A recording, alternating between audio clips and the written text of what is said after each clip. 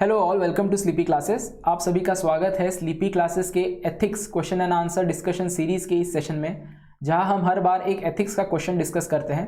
और इस बार हम एक केस स्टडी डिस्कस करने वाले हैं। हम देखेंगे कैसे केस स्टडीज़ को अप्रोच किया जाए, क्या जनरल फ्रेमवर्क यूज़ करना चाहिए जिसे हम फॉलो करें हर बार, तो हमारा जो केस स्टडी है उसका सोल्यूशन बहुत ही कॉम्प्रिहेंसिव और होलिस्टिक होगा और हमें ज़्यादा से ज़्यादा मार्क्स दिला पाएगा। तो पहले तो मैं इस केस स्टडी को पढ़ूंगा, then we will go and discuss about it. So the case study says Dr. X is a leading medical practitioner in a city. He has set up a charitable trust through which he plans to establish a super specialty hospital in a city to cater to the medical needs of all sections of society. Incidentally, that part of the state has been neglected over the years. The proposed hospital will be boon for the citizens or the regions. You are heading the tax investigation agency of the region. During an inspection of the doctor's clinic, your officers have found some major irregularities. A few of them are substantial and resulted in considerable withholding of taxes that should be paid by him by now. The doctor is cooperative. He undertakes to pay tax immediately. However, there are certain other deficiencies in his tax compliance which are purely technical in nature. If these defaults are pursued by the agency, considerable time and energy of the doctor will be diverted to the issue which are not so serious, urgent, or even helpful to the tax compliance process. Further, in all probability, will hamper the prospect of hospital coming up. Now, there are two options before you. Taking broader view, ensure substantial tax compliance, ignore defaults that are merely technical in nature. Second, pursue the matter strictly and proceed on all fronts where substantial or merely technical. As head of tax investigation agency, which course of action will you opt and why? तो ये हमारा question है। हमने सारी important चीज़ों को underline करना है ताकि हम उसे जो आंसर है जब हम डील करें, उस आंसर को सॉल्व करें तो हर एक पॉइंट को हम केटर करें, हर एक जो भी डिमांड है क्वेश्चन की उसको हम फुलफिल कर पाए। तो हमने देखा एक डॉक्टर एक्स है जो बेसिकली एक सुपर स्पेशलिटी हॉस्पिटल बनाना चाहते हैं ऐसे रीजन में जहाँ पे वो पर्टिकुलर ऐसे कोई मेडिकल फैसिलिटी नहीं है और वो एक बून होगा उस रीजन के लिए। बट आप एक टैक्स इन्वेस्टिगेशन एजेंसी के हेड हो और आपके जो लोग हैं उन्होंने इंस्पेक्ट किया डॉक्टर के जो फाइनेंसेस है उसको और देखा कि बहुत ही मेजर इरेगुलरिटीज़ है जिसकी वजह से जो टैक्स कंप्लायंस है वो नहीं हो पाया है। और बट वो जो बंदा है जो basically who is the doctor is cooperative with you and is willing to pay tax immediately. But अगर आप वो जो भी टेक्निकल इश्यूज़ है उसके पीछे अगर आप लगोगे विच आर माइनर इश्यूज़, तो आप बेसिकली वो पर्टिकुलर हॉस्पिटल वो नहीं आ पाएगा वहाँ पे उस रीजन में। तो ऑल प्रोबेबिलिटी में आपके पास दो ऑप्शन है। आप जो छोटे मोटे जो इश्यूज़ है जो टैक्स कंप्लायंस के रिलेटेड उसको आप बेसिकली अवॉइड करो या फिर उसको फोरगो करो, और जो मेजर सब्सटेंशियल टैक्स वो दे रहा है उसको आप ले लो और आप उसको हॉस्पिटल बनाने की परमिशन दो। या आप हर फ्रंट पे, चाहे माइनर इशू हो मेजर इशू हो, दोनों फ्रंट पे आप स्ट्रिक्टली उससे डील करोगे और जो भी पेनल्टी होगी या जो भी टैक्स कंप्लायंस की प्रोसीजर होगी उसको फॉलो करोगे। बट अगर आप वो चीज़ करते हो तो वो हॉस्पिटल आने की प्रोबेबिलिटी कम है। तो आपके पास क्या ऑप्शन है? तो पहले हम देखेंगे जनरल फ्रेमवर्क। कोई भी अगर आपके पास केस स्टडी आता है तो उसको कैसे डील करें उसका एक जनरल फ्रेमवर्क बताते हैं। कुछ 8 स्टेप्स है depending on the case study कैसी है उस हिसाब से आप ये 8 स्टेप्स यूज़ कर सकते हो। कहीं पे कुछ स्टेप्स की ज़रूरत ना पड़े बिकॉज केस स्टडी में ऐसे कोई डायरेक्शंस होंगे जो आप वो रेलेवेंट नहीं हो पाएगा वो स्टेप, बट इन जनरल ये स्टेप्स आप फॉलो कर सकते हो। तो सबसे पहले you have to comprehend and note the facts of case study. Note the facts यानी आपको लिखना नहीं है फैक्ट सारे केस स्टडी के, you can just write it down और rather note it down by underlining whatever important facts are there. जैसे हमने यहाँ पे अंडरलाइन किया है वैसे आप अंडरलाइन कर लो और कॉम्प्रिहेंड करो, मतलब उसे समझो। फिर बाद में आप एक स्मॉल इंट्रोडक्शन दोगे अपना, ज़्यादा बड़ा इंट्रोडक्शन नहीं देना है क्योंकि आपको बहुत सारी चीज़ें यहाँ पे जो क्वेश्चन की डिमांड है उसको मीट करनी है। फिर आप आइडेंटिफाई करोगे स्टेक होल्डर्स यानी वो सारे लोग जो इस पर्टिकुलर डिसीजन से आपके डिसीजन से इम्पैक्ट होंगे, उन लोगों का आपको उनके बारे में आपको बताना है। This are the stakeholders और उनके क्या इंटरेस्ट है इन अ गिवन सिनारियो, ये चीज़ भी बतानी है। फिर आप मेंशन करोगे एथिकल डिलेमा, ये सबसे इंपॉर्टेंट है कि एज अ डिसीजन मेकर जो आप डिसीजन ले रहे हो उसकी वजह से क्या क्या एथिकल डिलेमा आपके सामने है उसे आप मेंशन करोगे। फिर आप लिस्ट करोगे पॉसिबल एक्शन कि क्या एक्शन कौन से चॉइसेस है आपके पास, वो आप बेसिकली मेंशन करोगे। बट इस क्वेश्चन में आप देखोगे कि जो ऑप्शंस है वो आपको पहले से ही दिए गए। You have to select between the two option, either you will take a broader view और एंश्योर सब्सटैंशियल टैक्स कंप्लायंस और ignore the defaults that are merely technical in nature, और you can pursue it very strictly on all fronts. ये दो option आपको पहले से दिए गए, बट अगर नहीं दिए तो आपको लिस्ट करने पड़ेंगे और उसके मेरिट्स और डीमेरिट्स, बेनिफिट्स और ड्रॉबैक्स भी देने पड़ेंगे अगर आपको कोई पर्टिकुलर ऑप्शन है उसका। फिर you will choose the line of action, जो भी लाइन ऑफ एक्शन है जो आपके पास, जो आपने ऑप्शन एनुमरेट किए है, लिस्ट डाउन की है, उसको उसमें से आप कौन सा चूज करोगे ये आपको बताना है। At the same time you have to mention its advantages and also values, ये बहुत इंपॉर्टेंट है। इट हेल्प्स टू सिक्योर, जो भी आप एक्शन लोगे वो क्या वैल्यूज सिक्योर करते हैं, ये वैल्यूज बहुत इंपॉर्टेंट है आपको बताने हैं कि ये पर्टिकुलर ऑप्शन अगर मैं चूज करता हूँ and it helps to promote these values, equality हो या इंटीग्रिटी हो, whatever it may be, probity, whatever it is, तो ये वैल्यू सिक्योर करता है, ये बहुत इंपॉर्टेंट है एडवांटेजेस के साथ। और फिर आपने एक एडिशनल स्टेप देना है, बहुत ही छोटा स्टेप देना है, बहुत ज़्यादा उसको लंबा चौड़ा नहीं करना है, कि अगर आप देखोगे दोनों भी अगर आपके चॉइसेस होंगे वो सही होंगे, बट एक चॉइस अगर आप एक पर्टिकुलर लाइन ऑफ एक्शन आप प्रमोट करते हो तो दूसरे लाइन ऑफ एक्शन की वजह से जो आप प्रमोट नहीं करते हो उसकी वजह से कुछ ना कुछ इश्यूज होंगे, तो आप उस पर्टिकुलर लाइन ऑफ एक्शन जिसको आप प्रमोट नहीं कर रहे हो उसको रिजॉल्व करने के लिए, उसकी वजह से जो रैमिफिकेशन होंगे, इश्यूज होंगे, उसको रिजॉल्व करने के लिए कुछ स्टेप्स दे सकते हो। स्मॉल स्टेप्स देने हैं, gives additional step that will minimise drawbacks of the chosen line of action, यानी जो एक्शन आपने चूज किया है उसके जो भी ड्रॉबैक्स है, क्योंकि हर एक लाइन ऑफ एक्शन के पॉजिटिव और नेगेटिव होंगे, आपको जो बताना है, और जो नेगेटिव है वो कैसे आप उसको डील करोगे उसके लिए some steps you can give and you can provide your closing remark. So इस तरह से आप it is a general framework of solving any particular case study. So first of all you will note the facts, then you will give a small introduction, you will identify stakeholders और उसके साथ उसके interest बताओगे क्या interest है उन stakeholders के in that particular scenario. You will mention ethical dilemma, this is very important. At the same time you will list options that you have, then you will choose a line of action. At the same time you will give merits of that action and some values that it secures, और आप कुछ additional steps दे सकते हो तो दो to minimize the drawbacks, और फिर provide करेंगे आप अपना closing remark. सो लेट अस स्टार्ट। पहले तो हम फैक्ट्स ऑफ केस स्टडी बताते हैं कि मतलब क्या फैक्ट्स है केस स्टडी के। This are not basically something that you have to write down, this are something that you have to note down, but I am just retelling it, what are the facts of the case study। पहले तो सबसे पहले एक super speciality hospital आने वाला है वहाँ पे उस निगलेक्टेड रीजन में, तो रीजन बहुत निगलेक्टेड है, this is an important fact of case study, और सुपर स्पेशलिटी हॉस्पिटल आ रहा है। Second important fact of the case studies कि बहुत मेजर इरेगुलरिटीज है बंदे के टैक्स कंप्लायंस में, जो डॉक्टर है उसकी टैक्स कंप्लायंस में बहुत इरेगुलरिटीज है जिसकी वजह से बहुत सारा पैसा गवर्नमेंट का विदहोल्ड हो चुका है। इसके बाद आपका रोल क्या है, ये बहुत इंपॉर्टेंट है। आप जो भी एक्शन लोगे अपने रोल के हिसाब से लोगे, आपको अपने रोल के बारे में थोड़ा पता होना चाहिए, पहले से ही आपको थोड़ी अंडरस्टैंडिंग होनी चाहिए कि इस रोल में अगर मैं पुलिस हूँ तो मेरे क्या रोल्स है, मैं अपने रोल के ऊपर जाके कोई चीज़ नहीं कर सकता, because that will be wrong, that will be not following the protocols, और आप कर भी नहीं सकते, तो वो जो आंसर होगा वो इफेक्टिव नहीं होगा। आपके रोल में, आपकी कैपेसिटी में, आपकी डिस्क्रिप्शन में आप जो कर सकते हैं वही आपको बताना है। तो my role as tax investigation agency, that is important. फिर कोऑपरेशन फ्रॉम डॉक्टर, ये भी एक फैक्ट है कि डॉक्टर कोऑपरेट भी कर रहा है, but at the same time कुछ टेक्निकल इश्यूज है, अगर उसका कंप्लायंस के पीछे हम लगेंगे तो होल्ड अप करेगा कमिंग ऑफ हॉस्पिटल ही नहीं आ पाएगा। तो ये फैक्ट्स ऑफ केस स्टडीज है, ये आपको लिखने नहीं है कहीं पे, आपको पता होनी चाहिए ये सारे फैक्ट ऑफ केस स्टडीज है जिसके हिसाब से आपका आंसर बनेगा। तो solution, let start with the introduction. Introduce बहुत ही स्मॉल और स्वीट करना है। जो केस स्टडी है ये फोकस कर रहा है on problem of tax officers, जो टैक्स ऑफिसर डेली बेसिस पे ये प्रॉब्लम फेस करते हैं।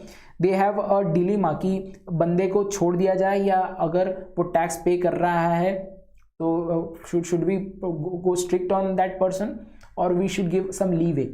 तो case of study focuses on problem that tax officer frequently face while dealing with defaulters. जो डिफॉल्टर्स है, जो अपना टैक्स पे नहीं करते, उनके साथ ये फ्रीक्वेंटली ये particular scenario as a tax officer you can encounter this scenario. This is our introduction, very short and sweet. So अभी हम स्टेक होल्डर्स के बारे में बात करेंगे। Will tell what are the stakeholders, आपकी डिसीजन की वजह से कौन से ऐसे स्टेक होल्डर्स हैं जिन पे इम्पैक्ट होगा, और उनके इंटरेस्ट भी बताएंगे। सबसे पहला है doctor. who wants to build a super specialty hospital, he is the first stakeholder. Second, people from the region who will benefit from the hospital, they are the second stakeholders. Then I, as a head of tax investigation agency with the duty to ensure tax compliance, this is my duty, I am the stakeholder here. और जो country की economy है, that is also stakeholder, that is facing rampant tax evasion.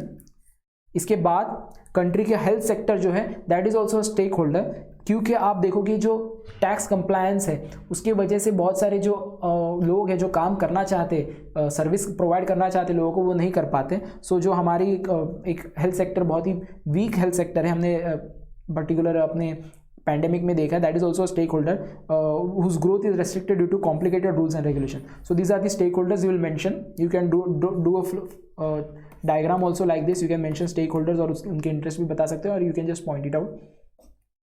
So let us go to the major part of it कि हमारे सामने क्या ethical dilemma है as a tax investigation agency.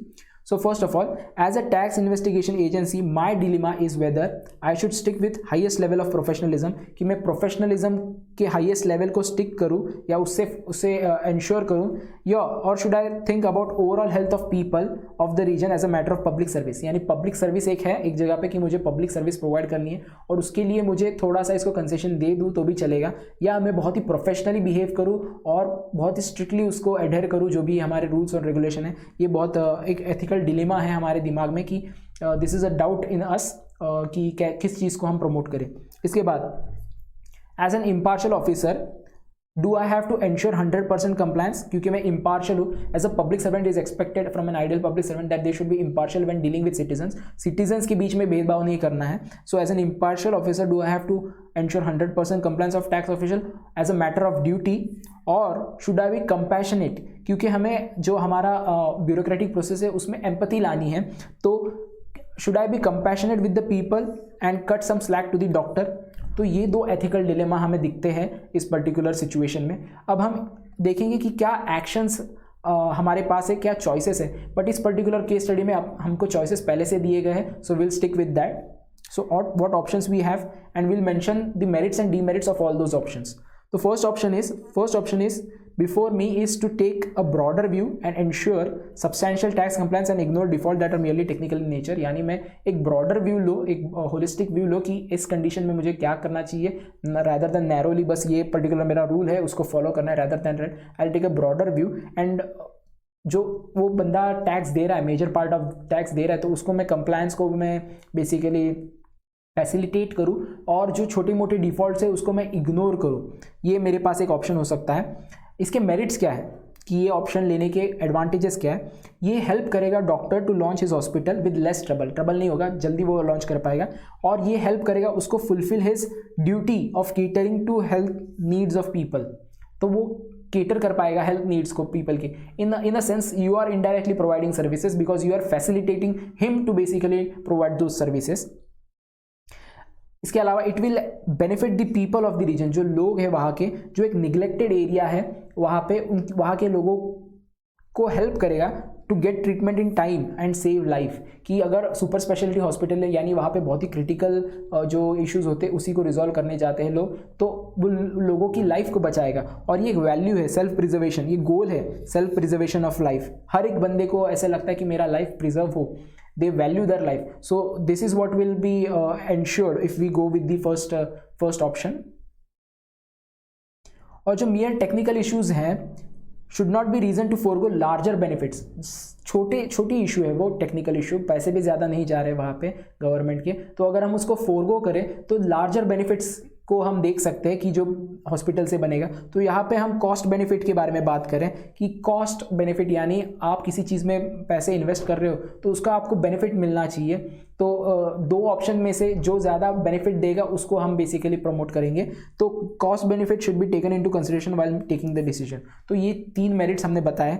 Demerits क्या है इसके, ये जो अगर आप फर्स्ट ऑप्शन सिलेक्ट करते हो जहाँ पे आप एक बंदे को थोड़ा फेवर कर रहे हो, तो it will set up a wrong president for other tax officer, दूसरे भी इसी चीज़ को फॉलो करेंगे, वो भी रूल्स को फॉलो नहीं करेंगे, rather they will go with that description कि मुझे ऐसे करना है कि अगर कोई बंदा ह्यूमैनिटेरियन कॉज कर रहा है तो उसको बेसिकली मैं लीवे दूँ, या प्रोबेबली वो ह्यूमैनिटेरियन कॉज नहीं भी कर रहा है, सो it will set up a wrong president, compromising on professionalism के बारे में हमने एथिकल डिलेमा में कहा था कि हमारे पास प्रोफेशनलिज्म और ड्यूटी पब्लिक सर्विस के बीच में एक एथिकल डिलेमा है, तो ये कॉम्प्रोमाइज़ करेगा लोगों की प्रोफेशनलिज्म, हर कोई अपने डिस्क्रिप्शन के हिसाब से काम करने लगेगा, क्योंकि आप as a head of investigation agency हो, so you basically are a role model for the people who are working around you and with you. तो it will be an excuse, इसके अलावा अगर ये पर्टिकुलर ऑप्शन चूज करते it will be an excuse for other citizens to evade tax, वो tax evade करने लग जाएंगे, सेइंग क्या है कि हम भी कोई ह्यूमैनिटेरियन कॉज कर रहे हैं तो हमें भी टैक्स देने की ज़रूरत नहीं है, हमें भी आगे छोड़ दिया जाएगा because we are doing a humanitarian cause which will impact integrity of the citizen, ये सिटीजन की इंटीग्रिटी को इम्पैक्ट करेगा बेसिकली।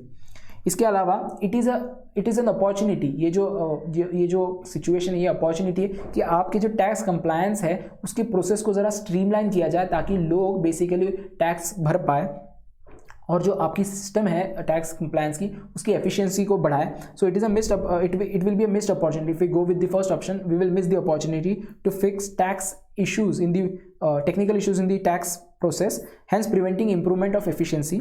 इसके अलावा वो बंदा भले ही बोल रहा है कि मैं पूरे पैसे दे रहा हूँ, जो भी major of tax I am going to pay, but he has not done it in the first place, जब उसको करना चाहिए था तब नहीं किया, तो आपको कैसे पता कि वो टैक्स अबाइडिंग सिटीजन है या नहीं? अगर आपने उसको छूट दे दी बेसिकली तो प्रोबेबली वो आगे जाके फिर से वही रिपीट करेगा चीज़ें। So these are the demerits of the first option.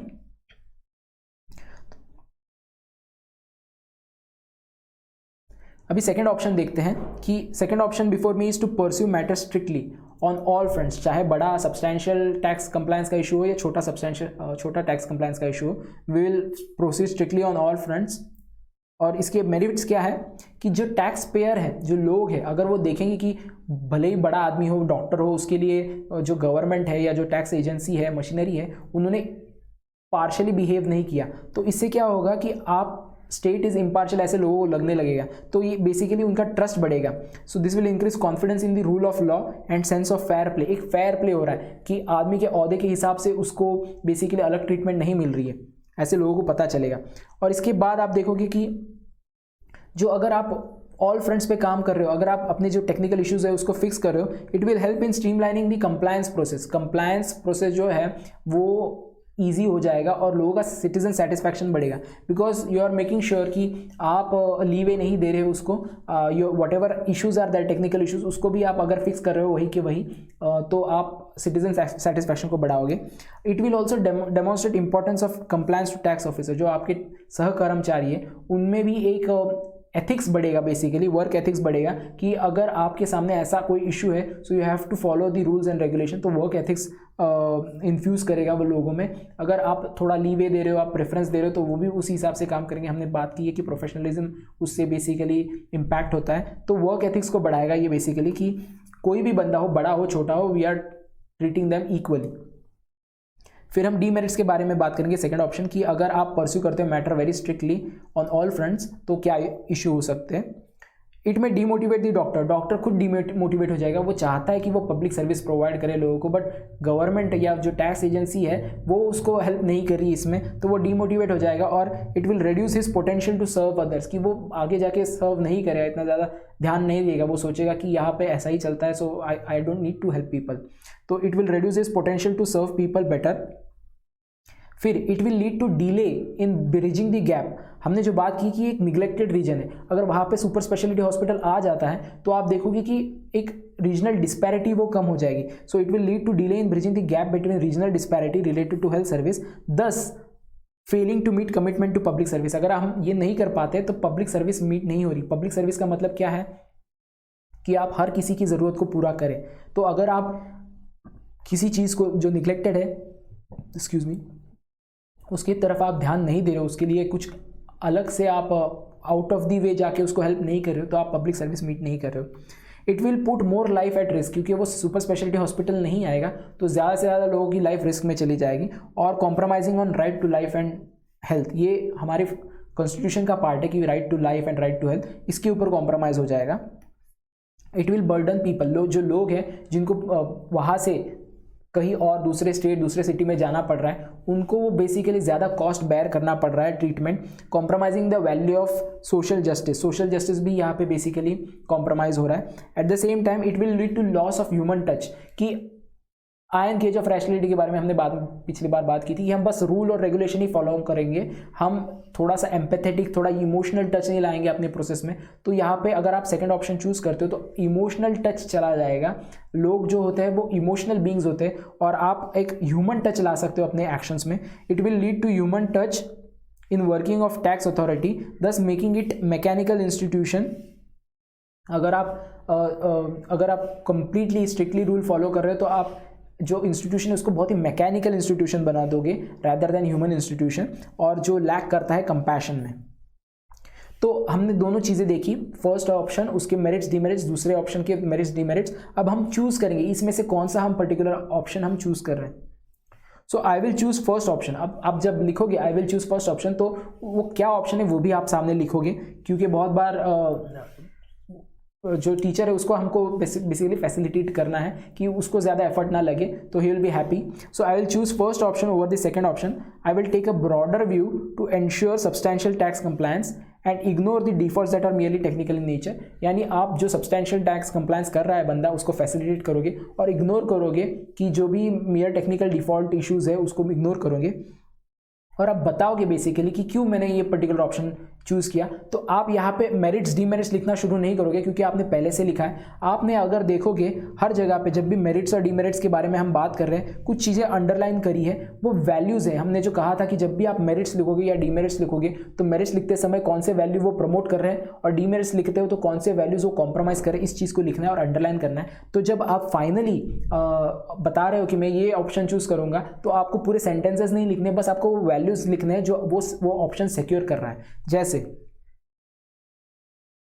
I will choose the first option over second option, जो ऑप्शन लिया है हम, तो I choose first option as it is more human. हमने बात की थी first option is more human, less mechanical, more committed to public service, health and safety, more incline to value of social justice. ये सारे values हमने लिखे हैं, जहाँ पे मेरिट्स है वहाँ पे इसे हमने इंश्योर किया है, जहाँ पे डीमेरिट्स है इसे कॉम्प्रोमाइज़ किया है।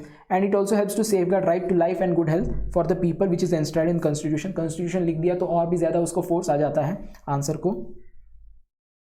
तो basically this is how you will write और you will use the economy of word, और आप कम वर्ड्स में आप अपने आंसर को डील कर पाओगे अगर आप वैल्यूज़ भी साथ में लिखते हो। But at the same time हमने कहा था कुछ और एडिशनल स्टेप्स लेंगे जिससे हमने जो ऑप्शन चूज़ किया उसके जो डीमेरिट्स है उसको हम बेसिकली प्रिवेंट कर पाए या उसको रिजॉल्व कर पाए। But at the same time I make sure while a temporary relaxation is provided, remaining tax amount is collected once the technical issues are fixed. यानी फिलहाल तो हमने टेम्पररी उसको रिलैक्सेशन दिया है, बट विल मेक श्योर कि बाकी के जो टैक्स कंप्लायंस है उसको हम रिजॉल्व करेंगे जब टेक्निकल इश्यूज फिक्स हो जाएंगे।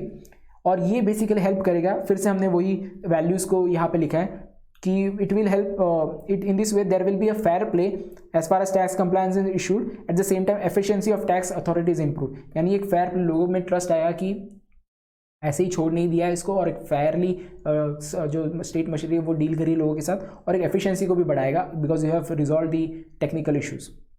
अब हम कंक्लूड करेंगे। कंक्लूजन में आप देखोगे कि आप फ्यूचरिस्टिक अप्रोच रख सकते हो या सोल्यूशन बेस्ड अप्रोच रख सकते हो। तो यहाँ पे हमने फ्यूचरिस्टिक अप्रोच रखा है। तो जो फंडामेंटल ऑब्जेक्टिव है ऑफ टैक्स अथॉरिटी क्या है, इसका काम क्या है टैक्स अथॉरिटी? पहले तो एनहांस टैक्स कलेक्शन, जो भी टैक्स कलेक्शन है उसको एनहांस कराना है, बढ़ाना है कि टैक्स ज़्यादा से ज़्यादा आए गवर्नमेंट के पास ताकि वो सर्विस प्रोवाइड कर सकते हैं। Eight the same time make process of collecting tax citizen friendly, या जो प्रोसेस है टैक्स कलेक्शन की इसे सिटीजन फ्रेंडली बनाना, ये सबसे इंपॉर्टेंट ऑब्जेक्टिव है ऑफ टैक्स अथॉरिटी। बट हम जब फर्स्ट ऑप्शन चूज़ करते हैं उससे इंश्योर होता है कि जो कंसर्न पर्सन है, जो डॉक्टर है, वो एंगेज करेगा with tax authority in future with confidence and trust, क्योंकि हमने उसको कॉन्फिडेंस और ट्रस्ट में लिया है बेसिकली कि आप लोगों के लिए अच्छा काम कर रहे हो तो आपको भी हम थोड़ा सा लीवे दे सकते हैं। एट द सेम टाइम आप उसको इंश्योर भी करो कि बाद में आप टैक्स कंप्लायंस भी कवर करोगे, तो एक तरीके से वो बंदे में कॉन्फिडेंस और ट्रस्ट रहेगा और वो अपने आप से टैक्स हमेशा भरते रहेगा जब भी आगे फ्यूचर में वो बेसिकली टैक्स फिलिंग की बात आती है। तो यहाँ पे हमने एक फ्यूचरिस्टिक अप्रोच रखा है whenever we are giving conclusion. और maybe you can have a solution based approach कि ऐसे इश्यूज हो ही ना, इसके लिए आपने क्या करना चाहिए. So this is how we can conclude. Will quickly revise कि हमने क्या क्या इस पर्टिकुलर केस स्टडी में पढ़ा है. तो सबसे पहले केस स्टडी में आपको अंडरलाइन करनी है सारी चीज़ें, और वही चीज़ें अंडरलाइन करनी है जिसके बारे में आप डील करने वाले हो. और फिर जो यहाँ पे तो ऑप्शन पहले से दिए, कई जगह ऑप्शन नहीं देते कि आपको क्या लाइन ऑफ एक्शन चूज़ करना है, आपको वहाँ पे बनाना पड़ेगा. फिर एक जनरल फ्रेमवर्क हमने बात की उसमें, जिसमें इंट्रोड्यूस करेंगे, स्टेक होल्डर्स के बारे में बताएंगे, उनके जो इंटरेस्ट है उसके बारे में बताएंगे, फिर जो एथिकल डिलेमा है उसके बारे में बताएंगे, फिर ऑप्शंस जो है हमारे पास, और जो ऑप्शंस हम चूज़ करेंगे उसके मेरिट्स और eight the same time values जो सिक्योर कर रहा है. फिर एडिशनल स्टेप्स देंगे कि हम जो डीमेरिट्स है हमारे लाइन ऑफ एक्शन का जो हमने चूज़ किया है उसके डीमेरिट्स को कैसे हम प्रिवेंट करेंगे, और फिर क्लोजिंग रिमार्क देंगे.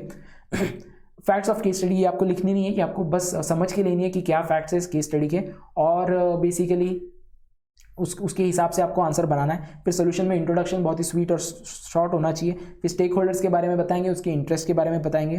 फिर एथिकल डिलेमास जो है हमने यहाँ देखा कि एथिकल डिलेमा, 2 एथिकल डिलेमा हमने बताया, और उस हिसाब से हमने आंसर फॉर्म किया. जो ऑप्शन है उसके मेरिट्स और डीमेरिट्स जब बता रहे हैं तब हम वैल्यूज़ भी लिख रहे हैं कि क्या वैल्यू वो मेरिट सिक्योर कर रहा है, और अगर डीमेरिट्स है तो क्या वैल्यू वो कॉम्प्रोमाइज़ कर रहा है. और जब ऑप्शन हम जब चूज़ करते हैं कि ये पर्टिकुलर ऑप्शन हम चूज़ करने वाले हैं, तब हम सारी चीज़ें फिर से नहीं लिखेंगे मेरिट डीमेरिट, बिकॉज वो फ़ायदा नहीं उसका, क्योंकि आपने पहले से लिखी. बस आप उसके वैल्यूज़ बताएंगे कि ये वैल्यू सिक्योर करता है, तो उस हिसाब से आप अपने जो ऑप्शन चूज़ किया है उसको आप जस्टिफाई भी कर रहे हो. और फिर कंक्लूड करते समय या तो फ्यूचरिस्टिक या फिर सोल्यूशन बेस्ड अप्रोच रखें, और इस हिसाब से आप पर्टिकुलर केस स्टडी सॉल्व कर सकते हो. I hope you have learned many things in this particular case study, and will meet in the next session. Till then, bye and thanks.